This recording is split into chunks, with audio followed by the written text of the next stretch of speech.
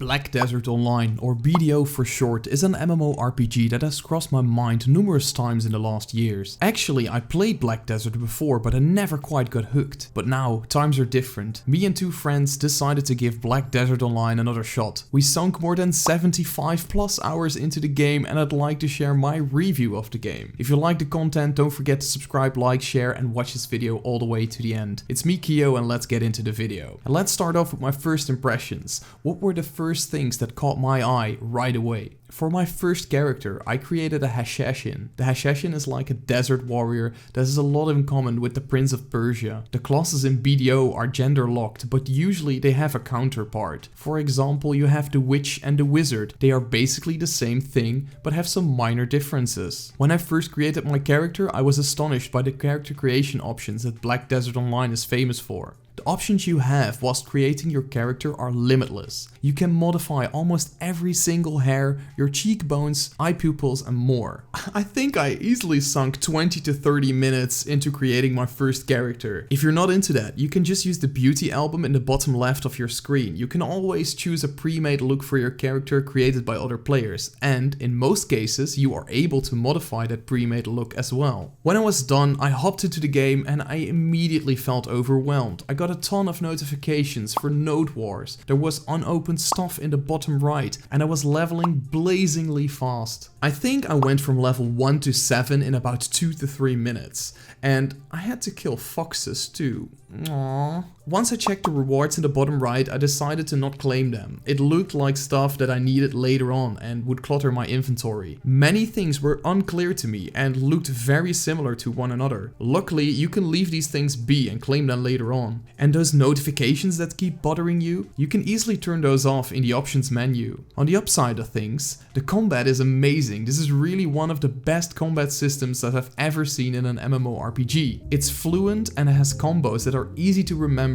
and are similar for every class. For example, walking back and pressing F lets your character execute a skill that pushes the enemy back. Although it is visually different for every class, the effect stays the same. The combat was a big pro for me, but I also ran into some obstacles when I just started playing Black Desert Online. This took me right out of the immersion of the video game. For example, the endless dialogues and the long walking distances, but we'll get into that later. And I can say that my first experience with Black Desert Online was mixed, but it does certainly get better. Don't quit just yet. So let's dig a little deeper in all the other things that Black Desert Online has to offer. And let's start with the story of Black Desert Online. The story of Black Desert Online is about a little fella called the Black Spirit. You can summon him anytime by pressing the comma button on your keyboard. When you first create your character, you get a cinematic about the things that happened in the past and you can't quite remember. The Black Spirit knows more about it and is willing to help you get your memory back. However, you have to help the little fella first. The Black Spirit sends you to all kinds of places all over the world. Of course, this dude has a hidden agenda. The quests he offers and the overall story are soft and sweet. It's not too deep and it's not that hard to follow, but my god, the dialogues can be tedious. The story sends you to various NPCs multiple times and they have a lot to say. If you're not super engaged into the story, you will find yourself quickly skipping through a lot of the things they have to say. The story consists, like many older MMOs, out of running back and forth between NPCs. It is no exception to walk back and forth for 10 to 20 minutes before you can actually do something proactive like combat. There is one questline that involves you walking through Calphion for about 20 minutes. It felt like a huge waste of time and I would love to see this revamped. And luckily the game gives you a ton of movement speed buffs that allow you to quickly get around. Although this is nice, the whole process feels rushed. It feels like the game wants to rush you through these areas as fast as possible, and I would like to see this revamped instead. The game can do so much better, as I've seen later on. For example, once you reach level 56, the questline sends you to the desert where it all gets a lot better. The quests are more engaging and you really want to know what's going to happen next. It's a bit of a shame that the quests aren't too great early on. I'm sure that some players get demotivated by these early quests. There are also a ton of side quests you can pick up along the way. Some were nice, others just required you to kill a bunch of monsters. Nothing too innovative there, but some of them are really fun to do. But now let's dig a little deeper into the combat. This is something that Black Desert Online executed very well. The combat is very engaging and, like I've said in my first impressions section of this video,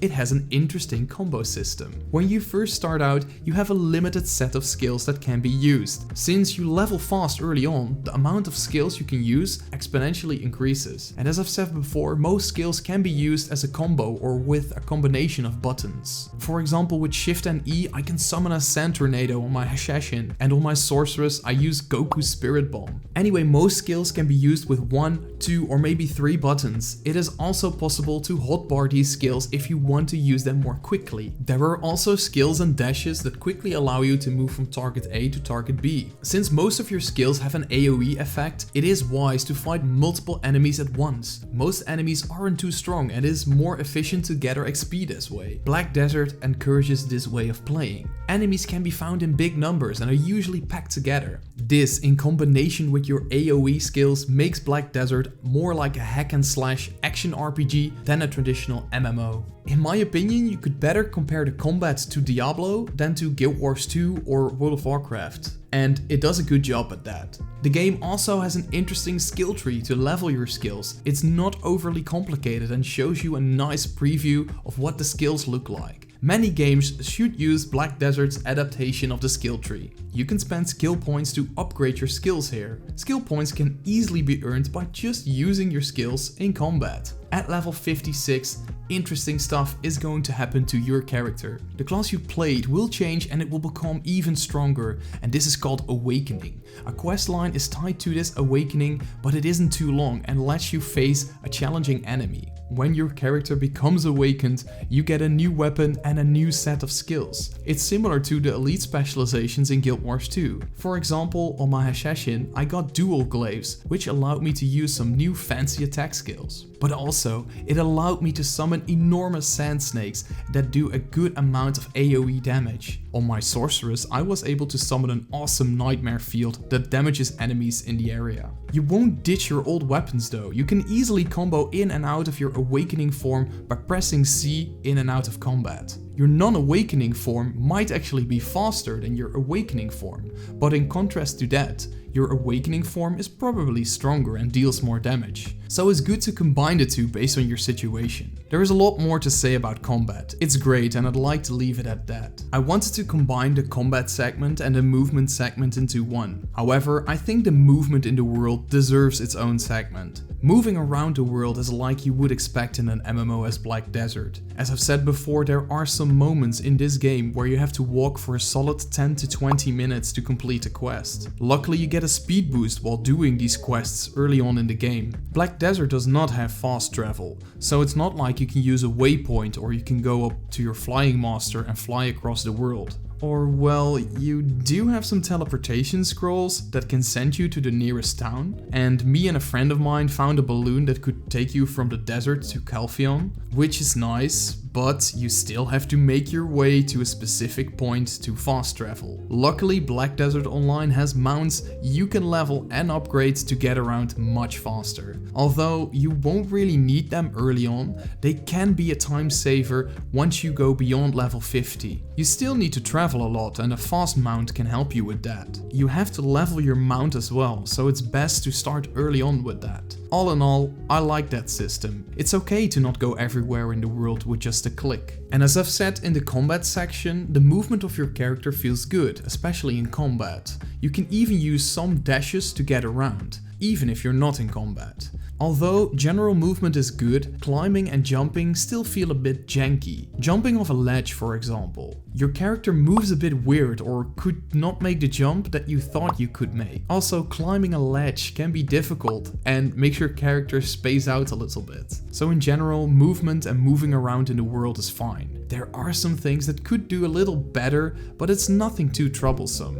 So let's move on to the environment and the graphics. To simply put it, Black Desert's world is vast and beautiful. If you have a high performance gaming PC somewhere in the mid to high section, I really encourage you to play this game on the best graphics settings available. I run BDO on a mid-range computer on a somewhat older GPU, so my settings were also set to medium. The game looks good, but knowing it could look even better makes me really want to get that new GPU, just to get the maximum potential out of BDO. While you travel through the world, you will notice that it has some sort of Asian touch, a graphic style that you see in other Asian MMOs. I can't quite lay my finger on what it is, but if you played a game like Blade & Soul, you would know what I mean. If you are into photography, well, I have good news. There is a photographic mode that automatically triggers when you go AFK. The photographic mode automatically triggers, but it can also be manually activated. This lets you create amazing video footage,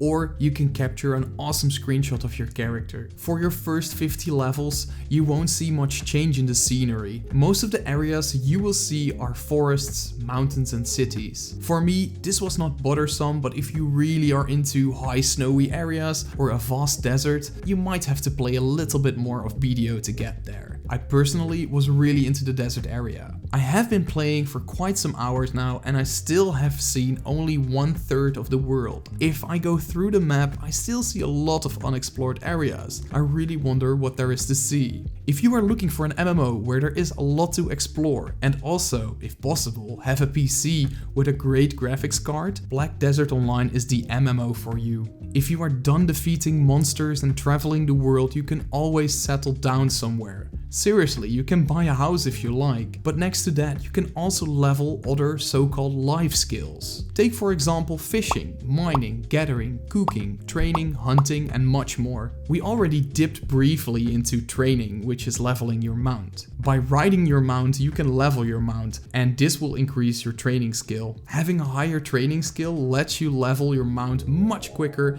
but it can also increase your mount's movement speed. I haven't dipped too much in the other life skills just yet, but I heard that you can earn some good money with it. Personally, I wouldn't pay too much attention to those just yet when you just started playing BDO. There is a lot to see in this game and standing at the same spot to fish isn't something I had on my to-do list just yet. What I did participate in were conversations. This is an interesting system that I haven't seen before. You can compare it somewhat with a reputation system in other games, but it is much more than that. Early on in the game, you will see a number of NPCs with the conversation dialogue option. This allows you to, you've guessed it, have a conversation with them. If you manage to link the right topics and people to one another in a conversation, you will earn amity. Amity is the reputation you earn with that person. If you reach a certain level of amity with some NPCs, for example the stable keeper, you can purchase more items or they will give you a quest. However, you do need a certain knowledge to have a decent conversation with these people. Oh my god, this is starting to look like real life. This knowledge can be obtained by talking to other NPCs. You might notice question marks on your BDO playthrough. Simply interacting with this NPC that belongs to the question mark on your map gives you knowledge and a topic to talk about. This can be used in a conversation to increase your amity. Interacting with these NPCs also gives you energy. This can be found above your health bar. Energy is required to have a conversation, but it's also used in many other things. For example, stealing from an NPC. This is an account-wide feature, but we'll get into that later. You could also see these conversations as mini puzzles. I did quite enjoy talking to a number of NPCs and then unlocking an extra shop option after that. It's not mandatory to have these conversations and increase your amity with these NPCs, but it could benefit you in the long run. The system is a bit hard to get into and it's not really well explained in the game, but it's a unique system that is entertaining when you get into it. The second to last thing I like to talk about are alts. Once you played your first character a bit, you might want to try out another class, and BDO allows you to do that. At the start you can create up to 6 characters. You can get additional character slots with loyalties, basically login rewards. I think this is a nice system to get extra character slots for more dedicated players, whilst casual players or whales can just buy the character slots if they please. Anyway, to my surprise, BDO is actually alt friendly. Upon logging in at first, you choose choose your family name. Most of the things you do in Black Desert will be tied to this family. Remember the conversation system and the energy we've talked about? Well, that's also tied to your family, which means that this is account bound. So if I interact with numerous NPCs on my main character, I gain the same knowledge and energy on my alt characters. You won't have to backtrack everything on your main character, you can just use a lower level alt to do so. And this could unlock new vendors when you go through the world once again on an alt. Also, your stable is shared with other characters, which means that if you have an awesome quick mount on your main character, you can also use it on your alt. You might have to transfer it to another location, which costs a little bit of in-game silver, but then you can use your fast mount on your low level character. There are a number of other things you can share with your other characters, but I want to highlight one more important thing, and that is tagging. Tagging is something that I haven't seen in an MMO before, and I was pleasantly surprised by it. If your character is about the same level as another character, and both characters are in the same town, you can tag them to one another. This means you can switch from one character to another character in just a few clicks. Your tagged character will spawn at the exact location as your other character. This means that your tagged characters will always share each other's location. So if you are facing a difficult challenge and you know you can tackle this better on another character, you can just switch to your tagged character. You will then spawn at the same location as your other character and can start right away. Also, if you run out of energy on one character because you have been having too many conversations, you can switch to your tagged character. The tagged character will then use its own energy pool to continue the conversation. This also applies to gathering and other things that require energy. And as I've said before, that maximum energy pool is shared across all characters. The only downside that I've found so far, if we're talking about tagging, is questing. If you have your tagged character questing in one location and you move away from that location with another tagged character, you will have to move back again if you want to complete the quest. This is because of the shared location of the tagged characters. That's really the only minor downside I found. And before we move on to my final conclusion, we need to talk about the endgame. Black Desert Online is different in terms of endgame. And for me, someone who has multiple characters at level 56, it's hard to determine what the endgame actually is. Black Desert does not have traditional raids or dungeons that you would normally discover once you reach max level. No, Black Desert is about creating your own endgame if you read and listen to other players. It's all about setting your own goals.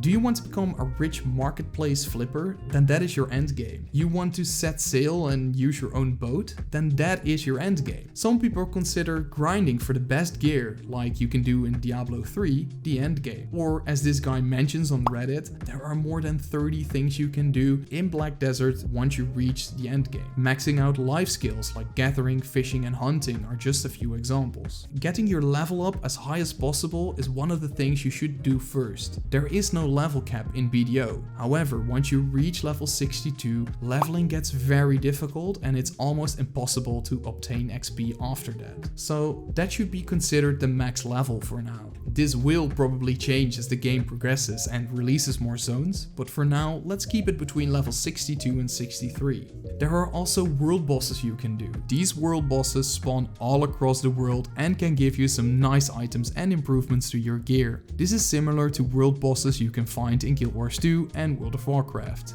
Also, PvP can be considered endgame content. Personally, I haven't had great experiences with it just yet. I got my butt kicked all the time and I felt like I was severely undergeared on my main character. So I feel like PvP is more for people that have completely geared up their character and then want to test their skill against other people. So if you came here and wanted to hear where the first dungeon of BDO is, well, you're in bad luck because there isn't any. For some, this might be a trigger to not play the game at all, but I'd say give it a try nonetheless.